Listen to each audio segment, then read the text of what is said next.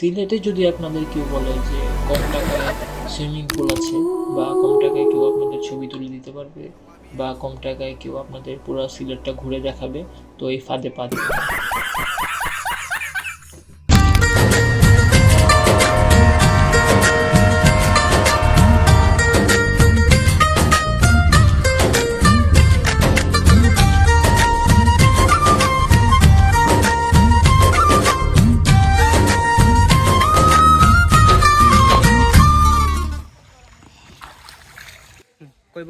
দেখেন বন্ধুরা, ঘুরতে ঘুরতে চুরের মোবাইলটা আমরা এই ব্লগটা করার জন্য আমরা মোবাইলটা ধার নিয়েছি, তার চেহারাটা দেখে নিন।